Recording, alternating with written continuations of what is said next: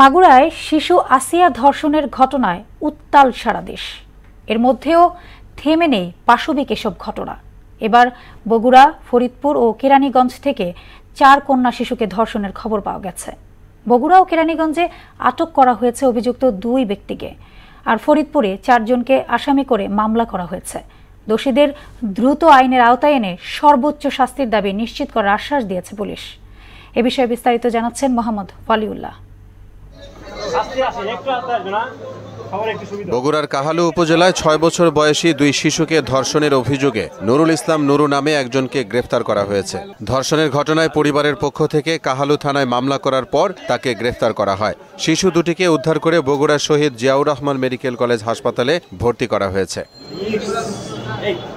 ফরিদপুরের বোয়ালমারী উপজেলার মজুরদিয়াতে 2য় শ্রেণীতে পড়ুয়া 7 বছরের কন্যা শিশুকে ধর্ষণ চেষ্টার অভিযোগ উঠেছে। স্থানীয়দের অভিযোগ, একই এলাকার বুধই শেখ নামে 60 বৃদ্ধ শিশুটির উপর পাশবিক নির্যাতন চালায়। বুধই শেখ ওদেরকে লোক লালসা দিয়ে ওদিকে সাইডে ডেকে নিয়ে যায়। ডেকে নিয়ে যাওয়ার পর আমার মেয়েকে আজে বাজে কথা বলতো, হাতালি পাশ সবাই প্যান্ট খুলে হারাইছে। প্যান্ট খোলার পরে আমার মেয়ের চিৎকার দিচ্ছে।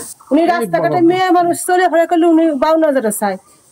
এত সব খারাপ। এই মজুরদিয়া গ্রামের দীর্ঘবার এই লোকটা অনেক কিছু এরকম কমপ্লেইন আইছে, কিন্তু কোনো সালিশ বিচার হয় নাই। ঘটনা সঠিক হলে তো তার বিচার হওয়া উচিত। এ ঘটনায় 12 মার্চ বোয়ালমারী থানায় অভিযোগ দিলে রাতেই ধর্ষণ ও মামলায় জড়িত মোট 4 জনকে আসামি করে মামলা করা হয়। আসামিদের গ্রেফতারের চেষ্টা চলছে বলে জানিয়েছে পুলিশ। তো অভিযোগ প্রাপ্তির সাথে সাথে আমরা মামলা রুজু করি এবং আসামিকে তৎক্ষণাৎ গ্রেফতারের চেষ্টা করি। তো আসামিকে পলাতক থাকায় গ্রেফতার করা সম্ভব হয়নি, তাকে গ্রেপ্তারের চেষ্টা অব্যাহত আছে। আশা করি খুব শীঘ্রই আসামি গ্রেপ্তার হবে। এদিকে ঢাকার কেরানীগঞ্জের আটিবাজার সংলগ্ন নয়াবাজার গ্রামে নিজ বাড়ির সামনে 5 বছর বয়সী এক শিশু ধর্ষণের শিকার হয়েছে। এ ঘটনায় মোহাম্মদ রবিন নামে এক কিশোরকে আটক করেছে কেরানীগঞ্জ থানা পুলিশ। মোহাম্মদ ওয়ালিউল্লাহ, মোহনা সংবাদ।